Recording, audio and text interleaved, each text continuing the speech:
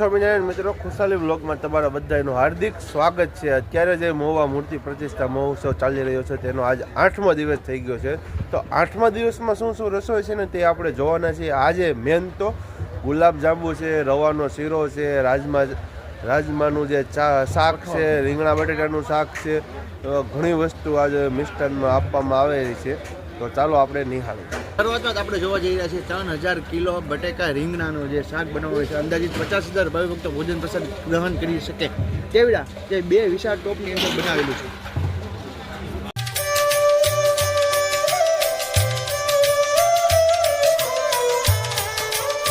આ મિત્રો એક તપેલું કમ્પ્લીટ થઈ ગયું છે અને અહીંયા તમે જુઓ તો આ બીજું તપેલું અત્યારે કમ્પ્લીટ થવા જઈ રહ્યું છે।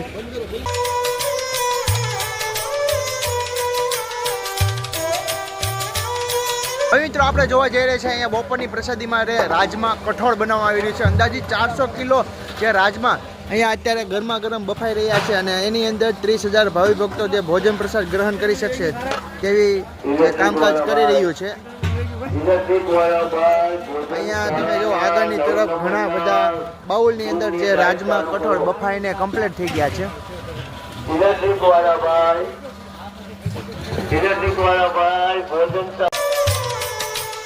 આજની પ્રસાદીમાં મિત્રો ગુલાબજાંબુ આપવાના છે। તો તમને હું ગુલાબજાંબુ બતાવવા જઈ રહ્યો છું। તમે જુઓ તો અત્યારે જે ગુલાબજાંબુનો ફૂલ સ્ટોક કરવામાં આવેલું છે। તમે આ જે બધી પતરા ઝાકેલા તમે જોઈ રહ્યા છો ને તે બધી જગ્યામાં જે ગુલાબજાંબુ છે।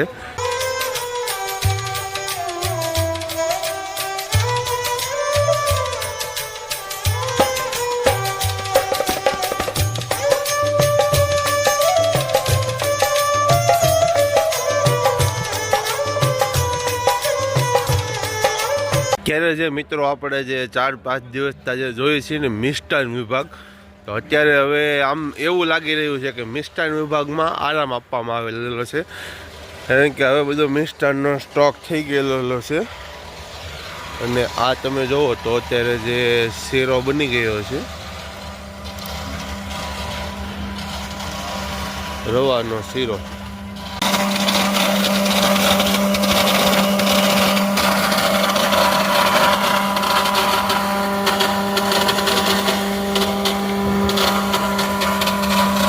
મિત્રો આપણે આવી ગયા છીએ ફરસાણ વિભાગમાં। ફરસાણ વિભાગમાં અત્યારે આપણે જોવા જઈએ ને તો ઈદડા બની રહ્યા છે। ઈદડા બપોરે આજ આપવામાં આવશે અને ગાંઠિયા આપવા અહીંયા બની રહ્યા છે ભાવનગરી, એટલે આપણે બંને વસ્તુ નિહાળવાના છે। આ તમે જુઓ તો અત્યારે ઈદડા બની રહ્યા છે અને અમુક ટકા કમ્પ્લીટ પર થઈ ગયા છે।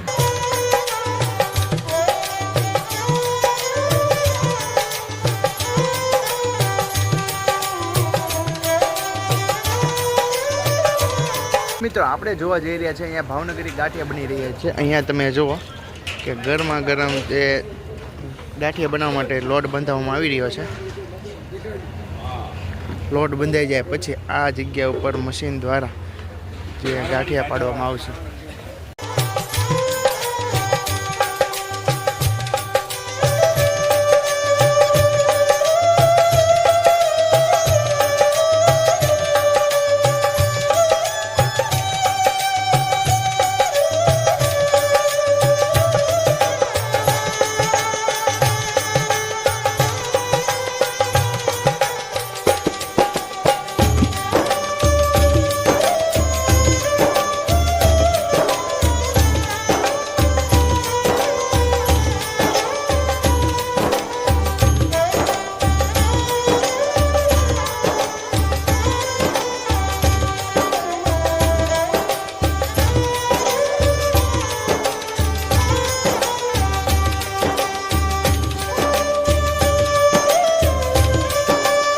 વિશાળ ટોપની અંદર જે ગાંઠિયા બનીને કમ્પ્લીટ થઈ ગયા છે, એમ આ એક ટોપની અંદર નહીં એવો અહીંયા બીજો ટોપ પણ ભરવામાં આવશે।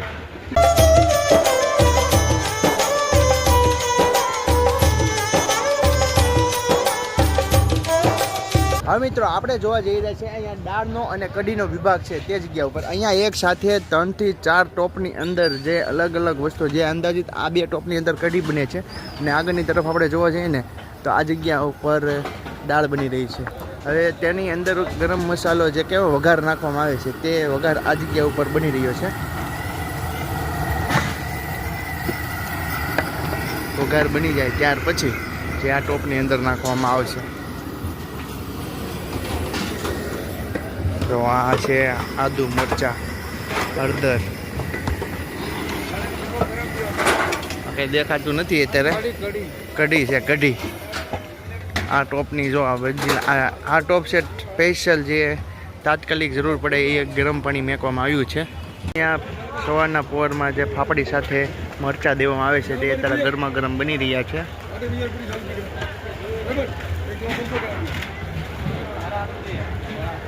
આપણે આવી ગયા છે અહીંયા સ્વામિનારાયણ રોટલી વિભાગની અંદર. અહીંયા એક સાથે 2 લાખ રોટલી બની શકે તેવી વ્યવસ્થા કરવામાં આવી છે. તેની રોટલીની શરૂઆત આપણે કરીએ કે જે મશીન દ્વારા લોડ બાંધવામાં આવે છે. મશીનમાં લોડ બંધાઈ જાય ત્યાર પછી જે અહીંયા 2 જાતના મશીન રાખવામાં આવે છે. આ મશીનની અંદર સરસ મજાના ગોળિયા પડીને લાડવા પડીને અહીંયા બહારની તરફ નીકળે છે. ત્યાર પછી અહીંયા ભાઈઓ દ્વારા જે ચેપીને અહીંયા જે વણાઈ રહ્યા છે ને તે જગ્યા ઉપર જશે. પછી રોટલી વણીને અહીંયા તાવામાં શેકવામાં આવશે. આ એક તાવાની અહીંયા લાઈનમાં તમે જોઈ રહ્યા ઘણા બધા તાવાની અંદર જે ગરમા ગરમ રોટલી બની રહી છે. રોટલી બનીને કમ્પ્લીટ થઈ જાય ત્યાર પછી અહીંયા ભાઈઓ દ્વારા સરસ મજાનું જે ઘી લગાડવામાં આવે છે. પછી આ જગ્યા ઉપર ટોપની અંદર સંગ્રહ કરવામાં આવે છે. સંગ્રહ ભાઈએ વાત કરીએ કે એમની અંદર જે ઘી લગાડવાનું છે તે ઘીના ડબ્બા આ જગ્યા ઉપર રાખેલા છે. આપણે આવી ગયા છે અહીંયા જે બાસમતી ભાત બની રહી છે ને તે વિભાગની અંદર, બરાબર ને? બરોબર છે. ને મિનિમમ 5 થી 6 તાવા મેકેલેલા છે સ્પેશિયલ ભાત બનવા માટે. અને તમે જુઓ ને આખી લાઈનમાં ભાત જ તે રાખવામાં આવે છે. ઘણા બધા વિડીયોમાં તમે આ પતરા છે ને ખાલી જોયા હશે, બરાબર ને રાકેશભાઈ? બરોબર છે. આજે આ પતરાની અંદર અંદાજિત 50 થી 60,000 ભાવિ ભક્તો જમી લઈને તેટલી ભાત આ જગ્યા ઉપર બનાવવામાં આવે છે. રાજમા કઠોળની ગ્રેવી બની રહી છે.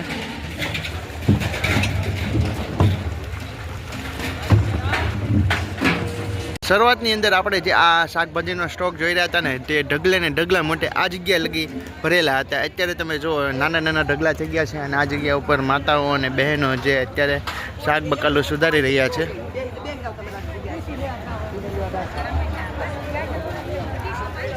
આ હતો મિત્રો 8મા દિવસનો રસોઈનો વિડીયો. જો તમને વિડીયો પસંદ આવ્યો તો પ્લીઝ વિડીયોને લાઈક કરો, શેર કરો અને સબસ્ક્રાઈબ કરો. ચાલો મળીએ નવા વ્લોગ સાથે. જય માતાજી, જય શ્રી કૃષ્ણ, જય સ્વામિનારાયણ.